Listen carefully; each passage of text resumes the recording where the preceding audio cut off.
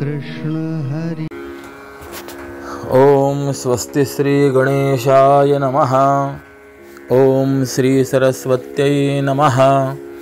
ओम नमः श्री परमहंसास्वादित चरणकमलचिन्मकरन्दाय भक्तजनमानसनिवासाय श्रीरामचन्द्राय योऽन्तः प्रविश्य मम वाचमिमां प्रसुप्तां सञ्जीवयत्यखिलशक्तिधरस्वधाम्ना अन्यांश्च हस्तचरणश्रवणत्वगादीन् प्राणान्नमो भगवते पुरुषाय तुभ्यं। वंशी विभूषितकरान्नवनीरदाभात् पीताम्बरादरुणबिम्बफलाधरोष्ठात् पूर्णेन्दुसुन्दरमुखादरविन्दनेत्रात् कृष्णात् परं किमपि तत्त्वमहं न जाने। नमामि सद्गुरुं शान्तं सच्चिदानन्दविग्रहं पूर्णब्रह्मपरानन्दमीशमाळन्दिवल्लभम्। ॐ पूर्णमदः पूर्णमिदं पूर्णात् पूर्णमुदच्यते पूर्णस्य पूर्णमादाय पूर्णमेवावशिष्यते। ॐ शान्तिः शान्तिः शान्तिः। पुंडलीकवरदा हरिविठ्ठल श्री ज्ञानदेव तुकाराम पंढरीनाथ भगवान की जय। माऊली ज्ञानेश्वर महाराज की जय। जगद्गुरु श्री तुकाराम महाराज की जय। श्रीमद सच्चिदानंद सद्गुरु श्री स्वामी स्वरूपानंद महाराज की जय। धर्मक्षेत्रे कुरुक्षेत्रे समवेतायुत्सवः मामकाः पांडवाश्चैव किम कुर्वत संजय। अकारण करुणा वरुणालय भगवंताच्या असीम कृपेने समस्त संत मांदियाळीच्या व स्वामीजींच्या कृपाशीर्वादाने आपण श्रीमद अभंग ज्ञानेश्वरीचं यथामती चिंतन करण्याकरता प्रवृत्त झालेलो आहोत। आणि प्रथमाध्यायाचं चिंतन करत असताना पहिल्या श्लोकाचा आपण थोडासा विचार केलेला आहे। पहिल्या श्लोकामध्ये व्यास नारायणांनी कुरुक्षेत्राला धर्मक्षेत्र असं विशेषण दिलेलं आहे। धर्मक्षेत्र असलेल्या कुरुक्षेत्रामध्ये युद्धाच्या अपेक्षेने कौरव पांडव पोहोचले आणि धृतराष्ट्र संजय यांना प्रश्न विचारतात की आता ते काय करत आहेत। मग कुरुक्षेत्राचं विशेषण धर्मक्षेत्र आहे, तर कुरुक्षेत्राला धर्मक्षेत्र का म्हणतात आणि या क्षेत्राला कुरुक्षेत्र का म्हणतात याचा विचार आपण मागच्या प्रवचनामध्ये करून आलेलो आहोत। कुरुक्षेत्र म्हणजे काय, तर सरस्वती आणि दृषद्वती या दोन्हीमधील जो प्रदेश आहे त्याला कुरुक्षेत्र असं म्हणतात। दक्षिणेन सरस्वत्या दृषद्वत्युत्तरेण च ये वसंती कुरुक्षेत्रे ते वसंती त्रिविष्टपे। महाभारताच्या वनपर्वामध्ये असं वर्णन आलेलं आहे। म्हणजे सरस्वतीच्या दक्षिण विभागी आणि दृषद्वती नावाच्या उत्तर विभागी असणारा जो काही भाग आहे त्याला कुरुक्षेत्र असं म्हणतात। एक त्यानंतर कौरव पांडवांचा जो मूळ पुरुष आहे कुरु, त्या कुरु राजाने हे क्षेत्र नांगरलं म्हणून याला कुरुक्षेत्र असं नाव पडलं। पुढे इंद्राने या क्षेत्रात जे तप करतील किंवा युद्धात मरतील त्याला स्वर्ग प्राप्त होईल असा कुरुला वर दिल्यावर त्याने हे क्षेत्र नांगरण्याचं सोडून दिलं, अशी महाभारतामध्ये आपल्याला कथा पाहायला मिळते। कुरुक्षेत्र ही देवांची यज्ञभूमी आहे। देवानां देवयजनम सर्वेषां भूतानां ब्रह्मसदनम, जाबाल श्रुतीमध्ये असं वर्णन आहे। किंबहुना शतपथ ब्राह्मण नावाचा एक फार मोठा ग्रंथ आहे, त्याच्यामध्ये असं वर्णन आलंय कुरुक्षेत्रं वै देवयजनम।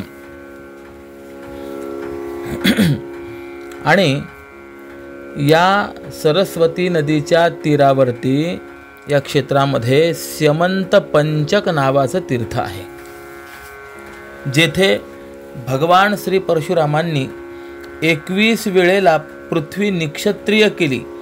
त्या प्रसंगी जे रक्ताचे पूर वाहिले त्याचे 5 डोह झाले आणि तेच हल्ली जलरूपाने आहेत। पुढे परशुरामांनी या तीर्थाला असा वर दिला की सूर्यग्रहणाचे पर्वकाळी जो कोणी या ठिकाणी दान, तर्पण, श्राद्ध इत्यादी करील त्याला स्वर्गाची प्राप्ती होईल. आणि या रीतीने इंद्राचं वरदान आणि स्यमंत पंचक तीर्थ या दोहीमुळे या कुरुक्षेत्राची गणना धर्मक्षेत्र किंवा पुण्यभूमी अशी करण्यामध्ये आलेली आहे. किंबहुना भगवान श्रीकृष्ण देखील नरकासुर वधानंतर या क्षेत्री आपल्या परिवारासह सूर्यग्रहणासाठी आले होते आणि भगवंताने देखील या कुरुक्षेत्री भरपूर दान धर्म केला असं इतिहास आपल्याला पाहायला मिळतो. असा या क्षेत्राचा महिमा आहे. आणि अशा या क्षेत्रामध्ये गेलेले जे कौरव पांडव आहेत ते काय करतात? जेथे ते पांडव आणि माझे पुत्र मिळाले एकत्र युद्धा लागे, एवढ्या वेळात परस्परे त्यांनी काय केले झणी सांगे मज. आता आपल्याला सांगतात की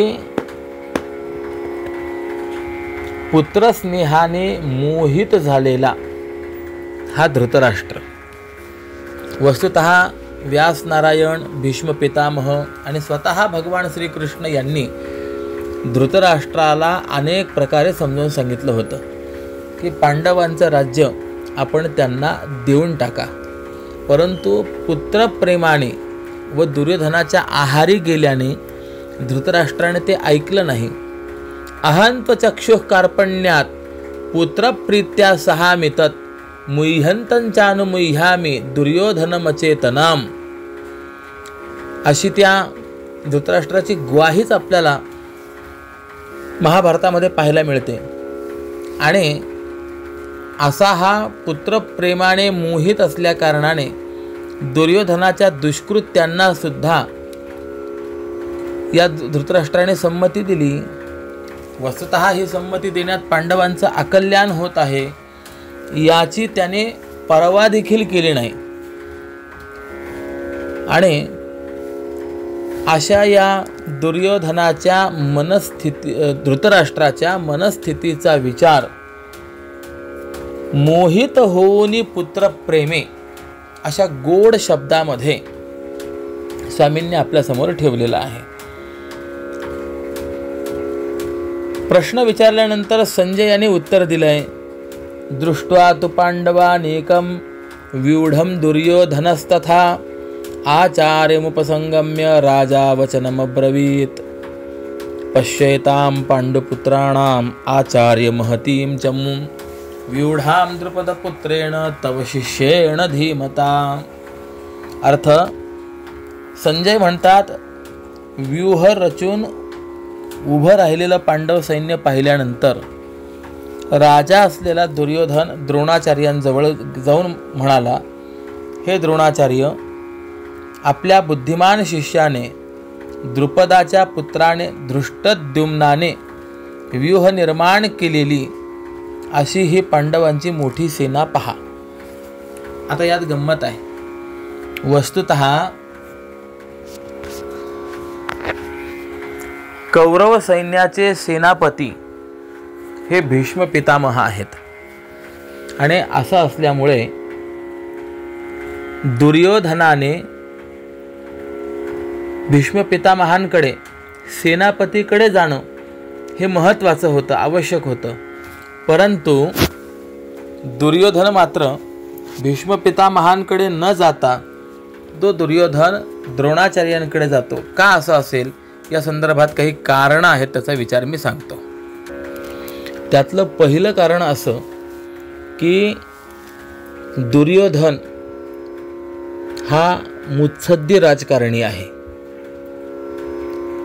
आणि कुणाला केव्हा व कसं महत्त्व द्यावं हे राजकारणारी व्यक्तींना उत्तम रीतीने कळतं. द्रोणाचार्यांचं पांडवांवर फार प्रेम होतं आणि हे जाणून दुर्योधनाने भीष्म पितामहांना सेनापती पद प्रदान केलं. म्हणजे आपल्या कुळाचीच निवड दुर्योधनाने केली. पण यामुळे द्रोणाचार्यांना वैषम्य वाटू नये व दुर्योधनाने आपल्याला काही विचारलं नाही असं वाटू नये म्हणून तो द्रोणाचार्यांशी प्रथम बोलण्याला सुरुवात करतो. आणि दुसरं कारण असं आहे की द्रुपदपुत्रेण तव शिष्येन या 2 विशेषणातून द्रोणाचार्यांना युद्धाकरता अधिक उद्युक्त करण्याचा किंवा डिवचण्याचा दुर्योधन प्रयत्न करतो आहे. काय कारण? त्याचं कारण असं की द्रोणाचार्य हे कौरव पांडवांचे धनुर्विद्येतील गुरु आणि त्यावेळेला भारतीय युद्धातील बहुवंशी सर्व क्षत्रिय हे शस्त्रास्त्र विद्येच्या बाबतीमध्ये द्रोणाचार्यांचे शिष्य होते. द्रोणाचार्य हे भारद्वाज ऋषीचे पुत्र आणि ते अग्निवेश नावाच्या ऋषींजवळ धनुर्विद्येचा अभ्यास करत असताना पांचाल देशाचा राजपुत्र द्रुपद हा पण त्यांच्यासोबतच त्याच अग्निवेशांकडे धनुर्वेदाचा अध्ययन करत होता. म्हणून द्रोण व द्रुपद हे दोघं गुरुबंधू झाले. दोघांची मैत्री होती.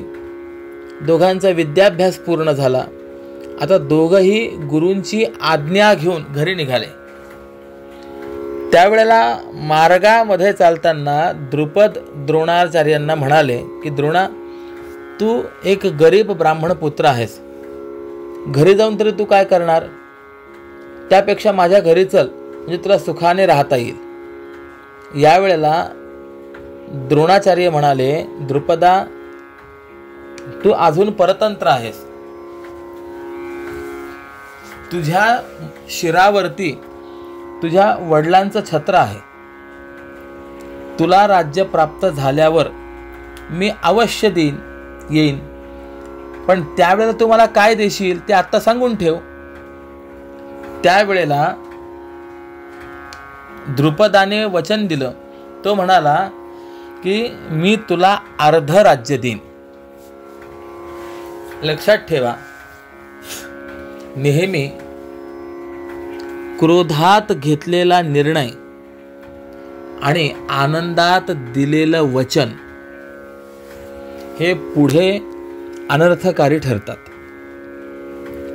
ज्या वेळेला मनुष्याच्या अंतःकरणात क्रोध असतो, राग असतो, त्यावेळेला बुद्धी योग्य रीतीने कार्य करीत नाही.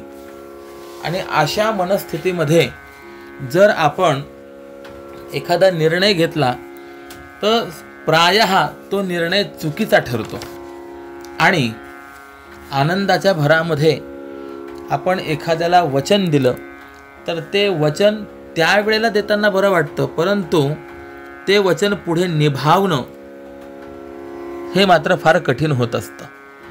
याची अनेक उदाहरणं आहेत, परंतु ते उदाहरणं आत्ता देऊन मी वेळ वाया घालवू इच्छित नाही. द्रुपदाने आनंदाने वचन दिलं की ज्या वेळेला मी राजा होईल त्यावेळेस तू आल्यानंतर तुला मी अर्ध राज्य देईन. आणि याप्रमाणे संभाषण करून दोघंही आपापल्या घरी निघून गेले. आता काही काळानंतर द्रुपदाचा पिता मरण पावला आणि त्याला राज्य प्राप्त झालं. त्याचा विवाहही झाला. द्रोणाचार्यांचंही लग्न कृपाचार्यांच्या बहिणीशी होऊन या दोघांना संसारामध्ये अश्वत्थामा नावाचा एक महान पराक्रमी तेजस्वी असा पुत्र प्राप्त झाला. परंतु परिस्थिती गरिबीची होती. त्याने दूध पिण्यास मागितलं असता या मातेने, म्हणजे कृपी असं तिचं नाव आहे किंवा गौतमी असं नाव आहे, तिने त्याची समजूत घालण्यासाठी दूध म्हणून पाण्यात पीठ कालवून दिलं. आणि हे पाहून द्रोणाचार्यांना फार वाईट वाटलं. त्यांना द्रुपदाने दिलेलं वचन आठवलं आणि द्रोणाचार्य तडक द्रुपद राजाकडे गेले आणि आपल्या परमस्नेहाकडे जाऊन राज्य नाही मागितलं, तर मला फक्त एक दुभती गाय दे अशी याचना केली. पण द्रुपदाने मात्र द्रोणाचार्यांना ओळखलंही नाही, उलट त्यांचा उपहास केला. शास्त्रकार आपल्याला सांगतात, यौवनम धनसंपत्ती प्रभुत्वम अविवेकिता एकैकमप्यनर्थाय किमु यत्र चतुष्टयम्. यौवन, धनसंपत्ती, सत्ता आणि अविवेक या 4 गोष्टी जर एकत्र झाल्या तर फार मोठा अनर्थ आहे. किंबहुना या 4 एक एक गोष्ट सुद्धा अनर्थाला कारणीभूत आहे. तर ज्या ठिकाणी 4ही गोष्टी एकत्र झालेल्या असतील त्या ठिकाणचा आपण काय विचार करावा.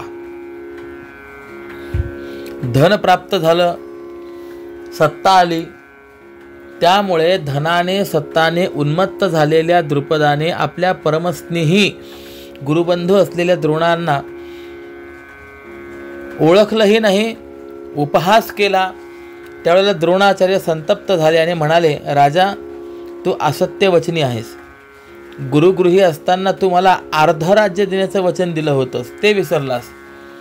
आणि याबद्दल तुला मी माझ्या शिष्यांकडनं चांगली शिक्षा करवीन.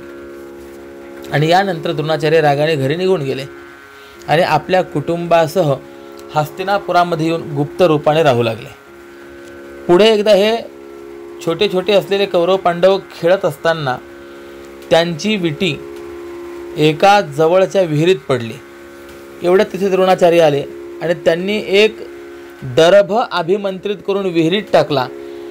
तो दर्भ विटी घेऊन वरती आला आणि अर्जुनाने ही गोष्ट भीष्म पितामहांना कळवली आणि द्रोणांना आपला गुरु करण्याविषयी विनंती केली. हा उत्साह पाहून भीष्म पितामहांनाही आनंद झाला. त्यांनी द्रोणाचार्यांना बोलावून या कौरव पांडवांना अर्थात मुलांना धनुर्विद्या शिकवण्यासाठी ठेवलं. आता काही कालाने सर्वांची विद्या पूर्ण झाली आणि त्यानंतर द्रोणाचार्य आपल्या शिष्यांना म्हणाले की आता तुमची विद्या पूर्ण झाली आहे. होय, मग आता मला गुरुदक्षिणा द्या. काय आहे? सत्ययुग, त्रेतायुग आणि द्वापार युग ह्या 3 युगांमध्ये असा निर्बंध आहे की गुरूंकडनं विद्या ग्रहण केल्यानंतर गुरूंना दक्षिणा दिलीच पाहिजे, त्याशिवाय ती विद्या परिपूर्ण होत नाही, फळाला येत नाही. कलियुगामध्ये मात्र हा नियम नाही आहे. कलियुगामध्ये गुरूंना दक्षिणा नाही दिली तरी चालतं, पण म्हणजे याचा अर्थ देऊच नये असं मात्र नाही. परंतु कलियुगात निर्बंध नाही. या 3 युगांमध्ये निर्बंध असल्या कारणाने त्या द्रोणाचार्यांनी प्रश्न विचारला, सांगा बाबा, तुम्ही मला गुरुदक्षिणा काय द्याल? त्यावेळेला सर्वांनी विचारलं, काय पाहिजे ते सांगा. द्रोणाचार्याने सांगितलं, पांचाल देशाचा जो द्रुपद राजा आहे त्याला बांधून आणा आणि त्याला माझ्या स्वाधीन करा, हीच मला गुरुदक्षिणा हवी आहे. त्यावेळेला तर ही गुरुदक्षिणा कोण देणार? तर तत्काळ कौरव सैन्य, हे जे काही 100 कौरव होते, ते म्हणाले, गुरुदेव, आम्ही त्या द्रुपद राजाला बंदी करून आणतो. ते गेले. परंतु द्रुपदाने या सर्व कौरवांना जर्जर केलं. मग मात्र अर्जुन पुढे सरसावला आणि अर्जुनाने द्रुपदाला जिंकून द्रुपदाला द्रोणाचार्यांच्या समोर उपस्थित केलं. युद्धशास्त्राचा नियम असा, राजा जर पराभूत झाला तर त्या राजाची संपत्ती, राज्य वगैरे सर्व जे आहे, ज्याने विजय संपादन केलेला आहे त्याचं ते होत असे. त्यानुसारे आता हे सर्व राज्य कुणाचं झालं? द्रोणाचार्यांचं झालं. कारण की द्रोणाचार्यांच्या शिष्यांनी द्रुपदाला जिंकून गुरुदक्षिणा स्वरूपामध्ये हा द्रुपदच द्रोणाचार्यांच्या समोर उपस्थित केला. परिणाम स्वरूपामध्ये सगळं जे काही राज्य वगैरे होतं ते द्रोणाचार्यांचं झालं. द्रोणाचार्यांनी सांगितलं, द्रुपदा लक्षात ठेव, अर्ध राज्य देतो म्हणाला होता, अर्धही दिलं नाही. मी फक्त एक दुभती गाय मागायला आलो होतो, परंतु तू माझा उपहास केलास, हाकलून दिलंस. आज तू माझा बंदी आहेस आणि यामुळे आज तू भिकारी आहेस, रंक आहेस आणि तुझं सगळं राज्य माझं आहेस. म्हणून मी आता तुला मात्र असं भिकारी ठेवणार नाही. मग हे सर्व जे राज्य आहे भीक म्हणून तुला मी पुन्हा परत करतो. आणि अशा रीतीने ते द्रुपदाचं राज्य पुन्हा त्याला परत दिलं. परंतु हा अपमान मात्र द्रुपदाला सहन झाला नाही आणि आपल्या राज्यात आलेल्या द्रुपदाने द्रोणाचार्यांना ठार मारील असा एक पुत्र प्राप्त करून घ्यावा असं मनात ठरवलं आणि वसिष्ठांकडे जाऊन पुत्रप्राप्त्यर्थ यज्ञ करण्याविषयी विनंती केली. वसिष्ठ महर्षींनी त्याला व्याज आणि उपयान या ऋषींकडे जाण्यास सांगितलं आणि या ऋषीद्वयांनी राजाला होकार देऊन पुत्रकामेष्टी यज्ञाचा प्रारंभ केला. तर त्या यज्ञाच्या पूर्णाहुतीच्या वेळेला यज्ञकुंडातून देवाप्रमाणे अत्यंत तेजस्वी, ज्याच्या मस्तकावर किरीट आणि अंगात चिलखत धारण केलेला आहे असा एक कुमार बाहेर पडला. ऋषींनी त्याचं नाव धृष्टद्युम्न असं ठेवलं आणि त्यानेच म्हणजे धृष्टद्युम्नानेच पुढे द्रोणाचार्यांचा वध केला आहे. या मुलानंतर त्याच यज्ञकुंडातून एक सुंदर कन्या निर्माण झाली. ती कृष्णवर्णाची होती म्हणून तिचं नाव कृष्णा असं ठेवण्यात आलं आणि ती कृष्णा द्रुपद राजाची मुलगी असल्यामुळे तिला द्रौपदी असं म्हटलं गेलं.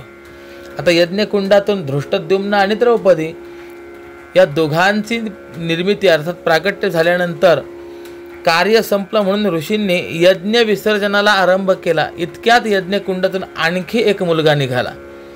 हा मुलगा तृतीय प्रकृतीचा असल्यामुळे ऋषींनी त्या मुलाचं नाव शिखंडी असं ठेवलं आणि तोही द्रुपद राजाच्या हवाली केला. हा शिखंडी पूर्वजन्मी कोण होता या संदर्भातला पुन्हा स्वतंत्र विस्तार आहे, परंतु तो आत्ता मी या ठिकाणी मांडणार नाही. सांगायचं तात्पर्य असं की द्रोणाचार्यांना मारण्याकरता म्हणून द्रुपदाने यज्ञ केला आणि त्या यज्ञामधून या धृष्टद्युम्नाची निर्मिती झाली. पुढे गंमत अशी, आता या धृष्टद्युम्नाला युद्धविद्येचं शिक्षण मिळालं पाहिजे, त्याला युद्ध करता आलं पाहिजे. मग या धनुर्वेदाचं अध्ययन हे कुणाकडे करावं? त्यावेळेला सर्वश्रेष्ठ धनुर्धर कोण अध्यापन करू शकेल याचा विचार करत असताना द्रोणाचार्य हेच एकमेव सर्वोत्तम नाव होतं.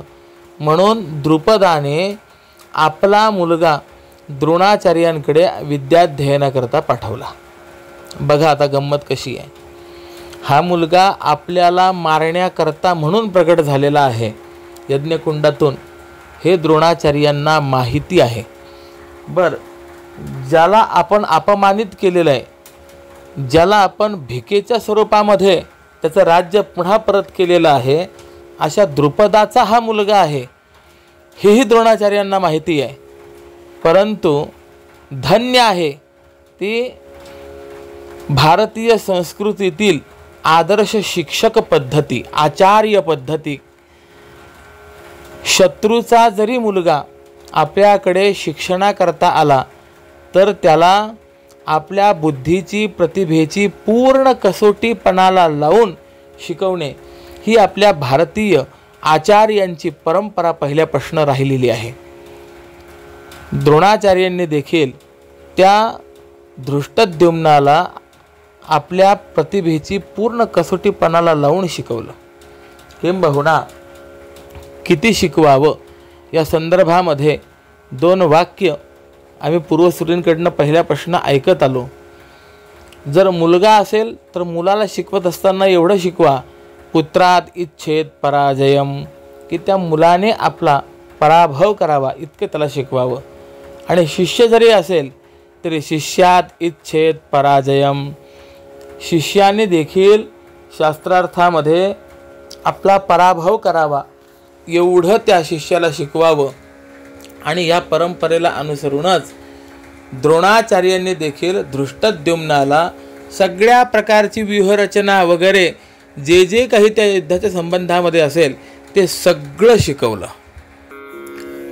तर या धृष्टद्युम्नाने आपल्याकडनं विद्या शिकली आहे आणि तो धृष्टद्युम्न आज तुमच्याच समोर युद्धाकरता उभा राहिला आहे. ही धृष्टद्युम्नाची कृतघ्नता द्रोणाचार्यांसमोर आणून द्रोणाचार्यांना अधिक उद्युक्त करण्याकरता म्हणून दुर्योधन हा भीष्म पितामहांकडे जाण्याच्या ऐवजी द्रोणाचार्यांकडे जातोय. आचार्यमुपसंगम्य राजा वचनमब्रवीत. या ठिकाणी राजा शब्द आहे. हा राजा शब्द संजय यांनी दुर्योधनाकरता वापरलाय. प्रश्न असा निर्माण होतो, दुर्योधन राजा होता का? त्यावेळेला धृतराष्ट्र हे राजे होते आणि पांडवांचं राज्य जर म्हटलं तर त्या ठिकाणी कुंती पुत्र हा राजा, युधिष्ठिर हा राजा आहे. मग दुर्योधनाला राजा कसं म्हणतात? तर त्याचं उत्तर देता येईल की मोठ्या माणसांच्या जवळ असणारी माणसंसुद्धा हुशार असतात आणि व्यवहारज्ञानी असतात. म्हणून संजयाने प्रथम धर्मराजाचं नाव पुढे आणलं नाही. प्रथमात त्यांनी दुर्योधनाविषयी बोलायला सुरुवात केली आणि त्याला राजा अशी संज्ञा दिली. धृतराष्ट्राच्या खुशीसाठी म्हणून दुर्योधनाला राजा म्हणणं असा या ठिकाणी एक गुप्त भाव आपल्याला जाणवतो.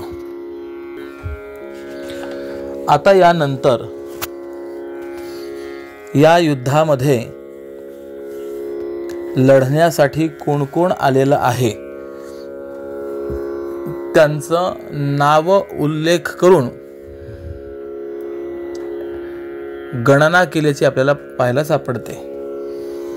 धृष्टकेतुश्चेकितानः काशीराजश्च वीर्यवान पुरुजित कुंतीभोजश्च शैब्यश्च नरपुंगवः युधामन्युश्च विक्रांत उत्तमोजश्च वीर्यवान सौभद्रो द्रौपदीयाश्च सर्व एव महारथाः. कौरव सैन्याकडनं महारथी कोण आहेत आणि पांडवांकडनं महारथी कोण आहेत त्यांचा विचार चाललेला आहे. आज आपण व्यवहारामध्ये बऱ्याच वेळेला बोलून जातो, अहो तिथे सगळे रथी महारथी एकत्र झालेले होते. परंतु वस्तुतः असं आहे, असं म्हणणं म्हणजे त्या योद्ध्यांचा जणू काही तो अपमान करणं आहे. पूर्वी अर्धरथी, रथी, महारथी आणि अतिरथी अशा योद्ध्याच्या ह्या 4 कक्षा किंवा त्यांचे ते अधिकार सांगितले जात असत. तर त्यामध्ये महारथी कुणाला म्हणावं याचं वर्णन आहे. 11 सहस्राणी योधयेत यस्तु धन्विनाम. जो एकटाच एका वेळेला 10,000 धनुर्धरांशी युद्ध करू शकतो, हे सामर्थ्य ज्याच्या ठिकाणी आहे त्याला महारथी म्हणायचं. आणि अशा 10,000 महारथींशी जो एकटा एकाच वेळेला युद्ध करतो त्याला अतिरथी म्हणायचं. पांडू हे अतिरथी होते. आणि मग पुढे आता हे जे काही आहे अभिमन्यू, द्रौपदीचे सर्वच मुलं वगैरे जी आहेत ही सगळी महारथी आहेत अशी गणना सांगितल्या गेली आहे. कौरवांकडनं कोण आहे? भवान, भीष्मश्च, कर्णश्च, कृपश्च, समितिंजयः, अश्वत्थामा, विकर्णश्च, सौमदत्तिस्तथैव च.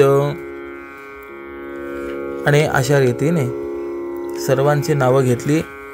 पुढे 10व्या श्लोकात असं म्हटलेलं आहे, अपर्याप्तं तदस्माकं बलं भीष्माभिरक्षितं पर्याप्तं तदमेतेषां बलं भीमाभिरक्षितं.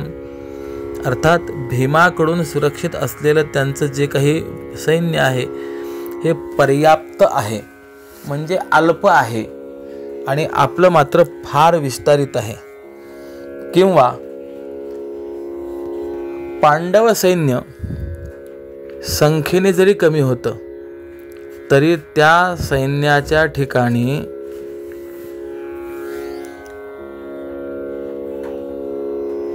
नीतीच्या बाजूने असल्याचं एक फार मोठं बल होतं आणि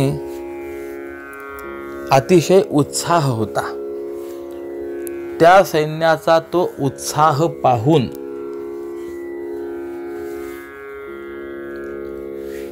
दुर्योधन हा मनामध्ये थोडा भयभीत झालेला आहे आणि म्हणून संख्येने आपलं बळ म्हणजे आपलं सैन्य अधिक असतानाही अपर्याप्तम म्हणजे यांना पुरे पडेल असं मला वाटत नाही, परंतु भीम ज्यांच्यामध्ये मुख्य आहे असं त्यांचं सैन्य मात्र संख्येने जरी कमी असलं तरी उत्साह वगैरे सर्व पाहत असताना ते आपल्याला पुरे पडेल असंच मला वाटतंय. असा एक भाव त्या श्लोकामधून आपल्याला लक्षात घेता येतो. आणि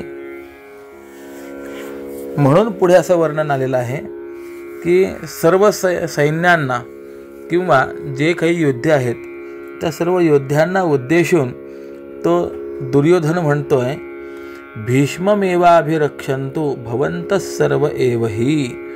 आपण सर्वथा या भीष्म पितामहांचं रक्षण करावं, कारण भीष्म पितामह हे सेनापती आहेत. जोपर्यंत सेनापती स्थिर आहे तोपर्यंत सैन्य हे स्थिर असतं. म्हणून सर्वांनी भीष्मांच्या आज्ञेत राहून आणि भीष्म पितामहांचं रक्षण करावं. अशा रीतीने भीष्म पितामहांचाही सन्मान केल्याचं पाहून या दुर्योधनाचा आनंद वाढवण्याकरता या कुरूंमध्ये वृद्ध असलेल्या पितामहांनी सिंहनाद करून शंख वाजवला. आणि त्याबरोबर म्हणजे भीष्मांनी शंख वाजवल्याबरोबर इतरांनी देखील अनेक प्रकारचे शंख वाजवलेले आहेत. ततः शंखाश्च भैर्यश्च पणवानक गोमुखाः सहसैवाभ्यहन्यन्त सशब्दस्तुमुलो भवत. आणि इतरांनी ते रणवाद्य वाजवून त्यावेळेला झालेला जो तो आवाज आहे तो इतका मोठा होता की योद्धे धीट धीट त्यासही केवळ वाटे अंतकाळ ओढवला. भेरी डंके ढोल शंख झांजा करणे घोर ओरडणे योद्ध्यांचेही. मोठे मोठे जे काही चांगले चांगले जे योद्धे होते त्यांना देखील आता प्रलय होतो आहे की काय असं वाटायला लागलं. धैर्यवंतांचीही बसे दात खीळ जाहला व्याकुळ ब्रह्मा तोही. धैर्यवान व्यक्तींचीही दातखीळ बसली, ब्रह्मदेवही व्याकुळ झाले. स्वर्गातले देवही म्हणायला लागले की आज जणू काही कल्पांत झाला. आणि अशा रीतीने त्या कौरवांच्या सैन्याने केलेल्या आवाजाचा जगावरती घडलेला परिणाम आहे. मग यानंतर मात्र पांडवांकडनं सुद्धा आता शंखांचा रणवाद्यांचा आवाज व्हायला लागला. मग पांडवांकडनं कोणी कोणता कोणता शंख वाजवला त्याचं वर्णन पुढे आलेलं आहे. पांचजन्यम ऋषिकेशो देवदत्तम धनंजयः पौंड्रन्दधमो महाशंखम भीमकर्मावृकोदरः अनंत विजयम राजा कुंती पुत्रो युधिष्ठिरः नकुलसहदेवश्च सुघोषमणि पुष्पकौ. भगवंताने पांचजन्य नावाचा शंख वाजवला अर्जुनाने देवदत्त नावाचा शंख वाजवला. त्यानंतर भीमाने पौंड्र नावाचा शंख वाजवला. धर्मराज युधिष्ठिरांनी अनंत विजय नावाचा शंख वाजवला. आणि नकुल आणि सहदेवांनी सुघोष आणि मणिपुष्पक नावाचे शंख वाजवले. काय आहे, या प्रत्येक शंखाचं लक्षण स्वतंत्र आहे आणि प्रत्येक शंखाच्या आवाजाचाही स्वतंत्र परिणाम वर्णित केलेला आहे. परंतु एवढा विस्ताराने जर विचार करायचा म्हटला तर आपला पहिला अध्यायच लवकर संपायचा नाही, म्हणून त्याकडे मी वळत नाही. शिखंडी, धृष्टद्युम्न, विराट, कधीही पराभूत न झालेला सात्यकी, द्रुपद राजा, द्रौपदीची मुलं, त्यानंतर अभिमन्यू, या सर्वांनी वेगवेगळी शंख वाजवले. आणि परिणाम काय झाला? सघोषो धार्तराष्ट्राणाम हृदयाने व्यदारयत. या आवाजाने जे कौरव आहे त्यांचं हृदय विदीर्ण केलं. आता गंमत अशी आहे, पांडवांचं सैन्य कमी आहे, पण तरी सुद्धा या पांडव सैन्याकडनं झालेला जो आवाज आहे तो ऐकून कौरवांची हृदय विदीर्ण झाले. का असं? त्याचं कारण आहे, कौरवांचा पक्ष हा धर्माला अनुसरून नसल्या कारणाने त्यांचे हृदय विदीर्ण झाले. एखादा मनुष्य खरोखर जर सत्यतेने वागणारा असेल आणि त्याच्यासमोर अनितीने वागणारा, अधर्माने वागणारा किंवा खोटं बोलणारा हा कितीही ओरडून बोलला तरीसुद्धा समोर त्याच्या अंतःकरणावरती त्याचा यत्किंचितही परिणाम होत नाही. परंतु खोटं बोलणाऱ्यासमोर खरं बोलणारा त्याचा थोडा जरी आवाज वाढला तरी जो खोट्याने वागणारा आहे त्याच्या अंतःकरणामध्ये मात्र धडकी भरत असते. तोच विचार या ठिकाणी झाला. म्हणून कौरव पक्षातले जे आहेत त्यांनी पांडव सैन्यातील शंखांचा ध्वनी ऐकला आणि त्यांचे हृदय विदीर्ण झाले. असो, आणि अशा रीतीने दोन्ही बाजूने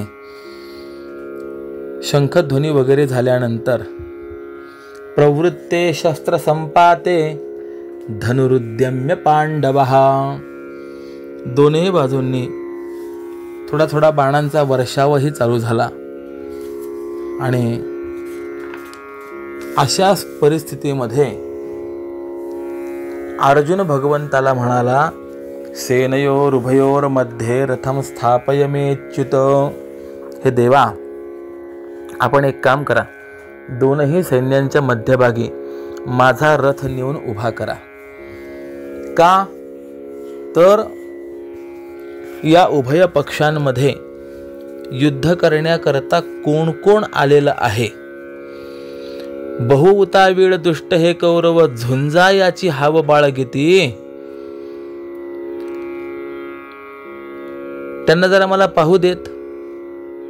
किंबहुना दुर्योधनाचं प्रिय करण्याची इच्छा करणारे, दुर्बुद्धी असलेल्या दुर्योधनाच्या पक्षाला सहकार्य करणारे, युद्धाच्या इच्छेने इथे कोण कोण आलेलं आहे जरा मला पाहायचं आहे. संजय सांगतात, याप्रमाणे अर्जुनाने सांगितल्यावरून एव मुक्तो ऋषिकेशो गुडाकेशेन भारत सेनयोरुभयोर्मध्ये स्थापयित्वा रथोत्तमम्. दोनही सैन्यांच्या मध्यभागी रथाला भगवंताने उभं केलं आणि म्हणाला, उवाच पार्थ पश्येतान समवेतान कुरुनिती. हे अर्जुना, बघ दोन्ही बाजूला हे एकत्रित झालेले.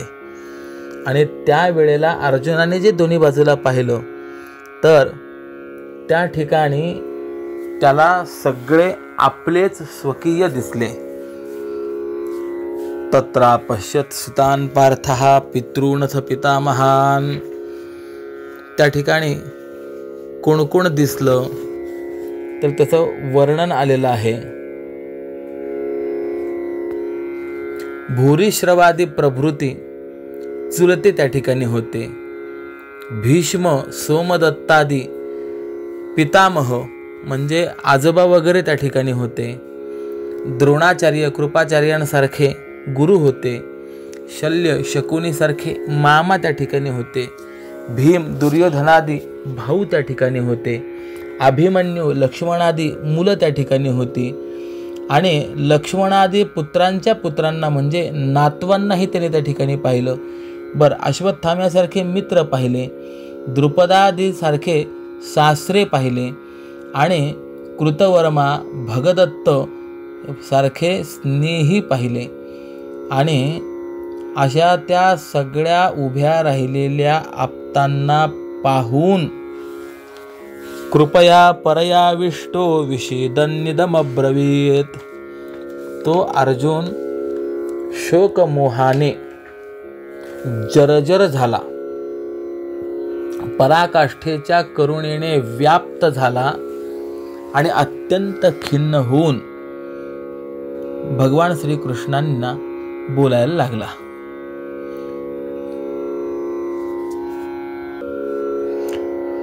या प्रसंगामध्ये अभंग क्रमांक 297 पासून पुढील जे विचार आहेत ते अत्यंत महत्त्वाचे आहेत.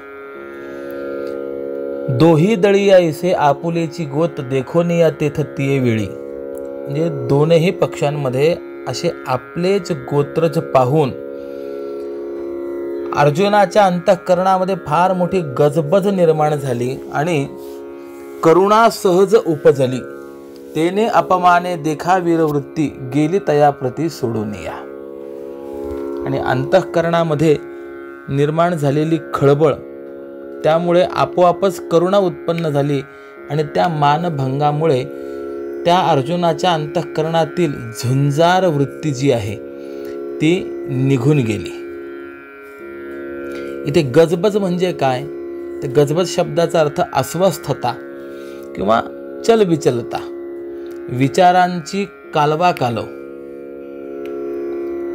युद्धाच्या वेळेला योद्ध्याच्या ठिकाणी सैनिकांच्या अंगात वीरवृत्ती, वीरस्फुरण जाग होत असतं किंवा भय निर्माण होत असतं. वीरस्फुरण एकदा झालं ना की त्यानंतर त्या वीराला आपलं मरण सुद्धा त्या युद्धामध्ये एखाद्या गवतासारखं जाणवत असतं. किंवा भय निर्माण झाला तर तो पळून जातो. अर्जुन भयभीत झाला नाही, पण ती जी वीरवृत्ती जी आहे ती मात्र निघून गेली. का? कारण त्याच्या ठिकाणी करुणा उत्पन्न झाली. जी वृत्ती ज्या वेळी निर्माण होऊ नये ती वृत्ती निर्माण झाली आणि त्यामुळे अपमान झाल्यासारखं वाटून वीरवृत्ती अर्जुनाच्या अंतःकरणातून निघून गेली. याला उदाहरण दिलेलं आहे. कुलीन स्वरूप सद्गुणी ललना तेजे साहतीना सवती ते रंगला नूतने जैसा कामी जान जन जाय विसरून निजपत्नी न पाहे योग्यता घेता तिचा छंद होय मतिमंद वेडावला. अर्थात ज्या स्त्रिया उत्तम कुळातल्या असतात, गुणाने आणि लावण्याने संपन्न असतात, त्या आपल्या तेजस्वी स्वभावामुळे दुसरीला अर्थात सवतीला जसं सहन करीत नाहीत. या ठिकाणी जो दृष्टांत दिलेला आहे तेजे साहतीना तो अत्यंत महत्त्वाचा आहे. तेजस्वीपणाने म्हणजे मार्मिक असा व्यवहारातला दृष्टांत या ठिकाणी दिलेला आहे. पत्नी मानी स्वभावाची, तेजस्वी आणि उत्तम कुळातील असली आणि पतीने जर सवत घरात आणली तर तिला ती खपत नाही, मग ती जीव देते किंवा पतीचं घर सोडून जाते. त्याप्रमाणे अर्जुनाची वीरश्री रूप जी धर्मपत्नी आहे तिला दयावृत्ती रूपी सवत सहन झाली नाही, म्हणून अर्जुनाला सोडून ती निघून गेली. आता सवती मत्सर किती भयानक असतो हे काही वेगळं सांगण्याची गरज नाही. एखाद्या नव्या स्त्रीच्या लोभाने कामासक्त पुरुष आपल्या पत्नीला विसरतो आणि मग वेडावल्यासारखा तिची योग्यता न पाहता तिच्या नादी लागतो. अर्थात योग्यते वाचून म्हणण्यामध्ये सुद्धा एक भाव असा आहे की चर्मदृष्टीने कामी पुरुष पाहत असतो आणि म्हणून तो एखाद्या स्वैर स्त्रीच्या नादी लागतो व आपल्या पत्नीला विसरतो. म्हणून एक ठिकाणी असं वर्णन आहे, अर्थातुरानाम न गुरुर्न बंधू क्षुधातुरानाम न रुचिर्न वेला. ज्याच्या अंतःकरणामध्ये केवळ पैसा एवढंच ध्येय आहे त्याला कोणी श्रेष्ठही नाही, कोणी बंधूही नाही आहे. त्याला फक्त पैसा एवढंच माहिती असतं. क्षुधातुरानाम न रुचिर्न वेला. जे भुकेलेले आहेत त्यांना कोणतीही वेळ नसते किंवा आवड नसते. परिपूर्णे पितटाके काकहा कुंभोदकं पिबती अनुकूलेपि कलत्रे नीचहा परदार लंपटो भवती.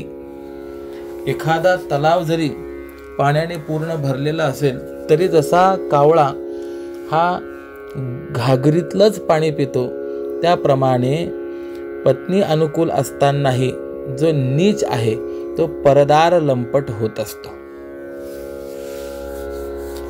अर्थात अर्जुनाने वीरवृत्तीचा त्याग करून दयावृत्ती स्वीकारणं हे युद्धाच्या वेळेला कसं निंदनीय आहे त्याचा विचार या ठिकाणी मार्मिक दृष्टांतांनी ज्ञानोबरायांनी मांडलेला आहे. आणि अशा स्थितीमध्ये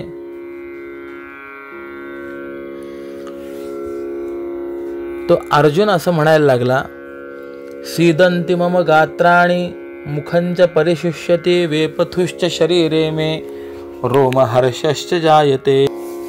अर्जुन म्हणाला, हे भगवान कृष्णा, युद्ध करण्याच्या इच्छेने इथे जमलेल्या या आप्तांना पाहून माझी गात्र शिथिल होत आहेत.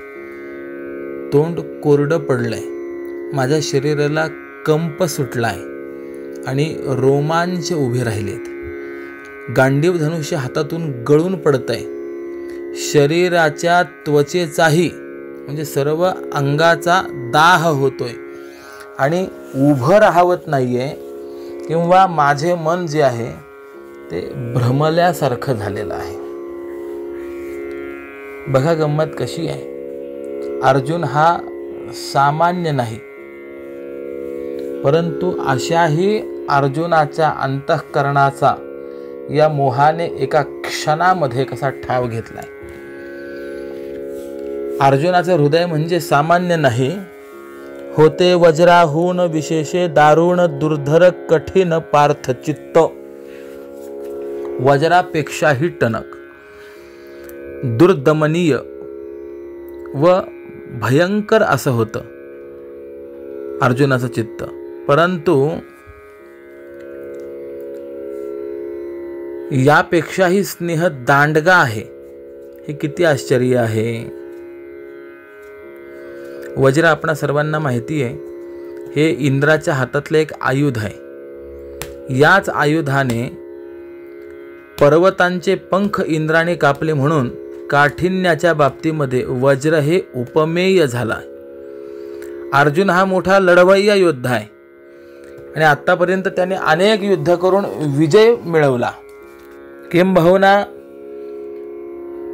विराट राजाच्या नगरात अज्ञातवासामध्ये असताना ज्यावेळेला कौरवांनी आक्रमण केलं तर एकट्या अर्जुनाने महारथी कर्ण, दुर्योधन, कृपाचार्य, भीष्म, द्रोणाचार्य, अश्वत्थामा इत्यादी सर्वांचा पराभव केला. असा अर्जुन खंबीर आणि निर्ढावलेला योद्धा होता. पण तरीही या प्रसंगी त्याचं अंतःकरण स्नेहाने आकळून गेलं. म्हणून स्नेह हा वज्रापेक्षाही दांडगा आहे असंच आपल्याला म्हणावं लागेल. काय अर्जुनाचं श्रेष्ठत्व! जेने युद्धा माझी शंकरासी हार, आणिली साचार तो हा वीर. निवात कवच दैत्य केले ठार, क्षणी तो जर्जर झाला मोहे. ज्याने युद्धात प्रत्यक्ष भगवान शंकरांना जिंकलं आणि निवात कवच नावाच्या राक्षसांचा विध्वंस केला, तो अर्जुन एका क्षणात मोहाने ग्रासला गेला. महाभारताच्या वनपर्वामध्ये किरातार्जुन युद्धाचा उल्लेख आहे.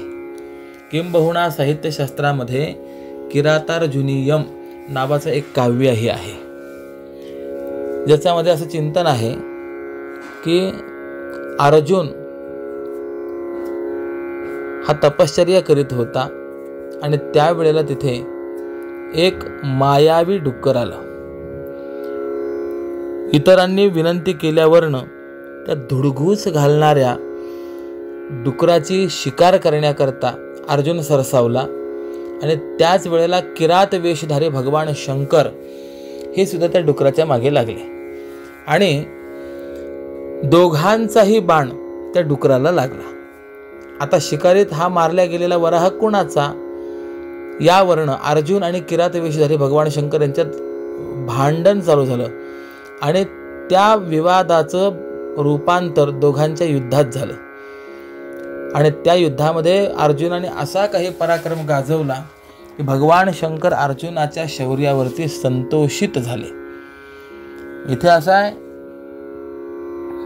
शंकरासी हार म्हणजे शंकरांना प्रत्यक्षात हरवलं असं नाही, परंतु त्या अर्जुनाचा असा पराक्रम पाहून भगवान शंकरांनी सुद्धा संतोष व्यक्त केला, जणू काही हार मानली असा. आणि नंतर भगवान शंकरांनी त्याला पाशुपतास्त्र दिलं. पुढे सांगतात, निवात आणि कवच असे दोन मायावी राक्षस होते. ते समुद्राच्या तीरी राहत आणि इंद्रालाही अजिंक्य होते.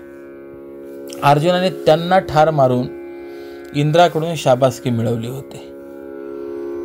अर्जुनाने इथं नुसतं त्या अर्जुनाने इथे भीष्म द्रोणादिकांना नुसतं डोळ्यांनी पाहिलं आणि त्याच्याबरोबर त्या अंतःकरणामध्ये मोह निर्माण झाला. अनेक वेळा ज्या परिस्थितीमध्ये निश्चय केलेला असतो त्यावेळी भिन्न परिस्थिती प्राप्त झाली म्हणजे मनुष्याचा निश्चय ढळतो. सकाळी लवकर उठावं म्हणून रात्री ठरवतो पण त्याला उठणं होत नाही.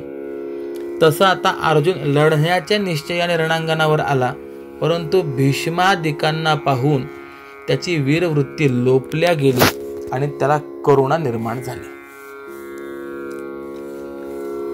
भुंगा जसा वाळलेलं कठीण लाकूड सहज पोखरून टाकतो पण कमळाच्या कोमल कळीमध्ये अडकून पडतो आणि तिथे कळीत अडकल्यानंतर तो प्राणालाही मुकेल, परंतु त्या कमळाची पाकळी भेदण्याचं तो मनातही आणत नाही. असा हा स्नेह कोमलपणामुळे म्हणजे जात्याच कोवळा खरा परंतु अतिशय कठीण आहे. आणि पुढे अर्जुन असं म्हणतो, निमित्तानि च पश्यामि विपरीतानि केशव, न च श्रेयोनुपश्यामि हत्वा स्वजनमाहवे. देवा, या युद्धाच्या परिणामाची विपरीत लक्षणं मला दिसत आहेत. युद्धामध्ये या आपल्याच स्वजनांना मारून कल्याण होईल असं काही मला दिसत नाही.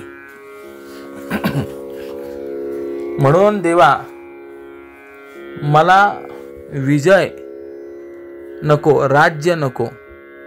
किंबहुना हे गोविंदा, आम्हाला राज्य भोग जीवित कशाला, म्हणजे हे सर्व घेऊन त्याचा उपयोग काय. अरे ज्यांच्यासाठी आम्हाला राज्य भोग सुख ही हवी होती तेच हे स्वतःचे प्राण आणि धन यांचा त्याग करून युद्धाला उभे आहेत. मग यांना मारून राज्य मिळवण्यामध्ये काय स्वारस्य आहे? आणि हे आहेत कोण असं जर म्हणशील तर गुरु आहेत, चुलते आहेत, मुलं आहेत, त्याप्रमाणे आजोबा आहेत, मामा आहेत, सासरे आहेत, नातू आहेत, मेवणे आहेत, हे सगळे संबंधीच आहेत रे. म्हणून हे मधुसूदना, मी यांच्याकडून युद्धामध्ये मारला गेलो तरी चालेल, परंतु त्यांना मारून त्रैलोक्याचं राज्य जरी मिळत असलं तरी मी त्याची इच्छा करत नाही. मग पृथ्वीची काय गोष्ट आहे? इथे एक सुप्त भाव आहे की आपण या सर्वांना मारू शकत नाही असं नाहीये.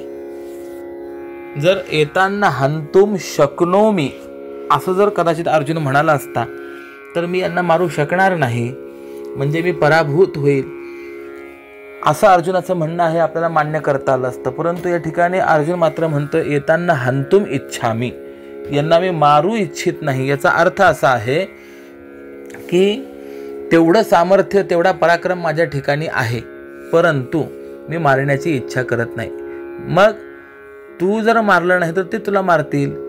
अर्जुन म्हणतो त्यांनी मला मारलं तरी चालेल, काही हरकत नाही, मी मारायला तयार आहे. यांना मारून त्रैलोक्याचं जरी राज्य मला मिळणार असेल तरी देखील मला ते नको आहे. मग फक्त जमिनीच्या तुकड्या करता, या पृथ्वी करता म्हणून मी यांना कसं मारेन? किं बहुना निहत्य धार्तराष्ट्रान्न का प्रीती स्यात् जनार्दन पापमेवाश्रयेदस्मान् हत्वैतानाततायिनः. हे जनार्दना, धृतराष्ट्राच्या दुर्योधनादी पुत्रांना म्हणजे कौरवांना मारून आमचं कोणतं प्रिय होणार आहे? या आततायांना मारून आम्हाला कुलक्षयाचं पापच मात्र लागेल. मग आता हे आतताई कोण? अर्जुन कौरवांना आतताई म्हणतो आहे. मग आतताई कोण असतो, त्याचं लक्षण काय, त्याचा विचार आपल्याला थोडासा करायचा आहे.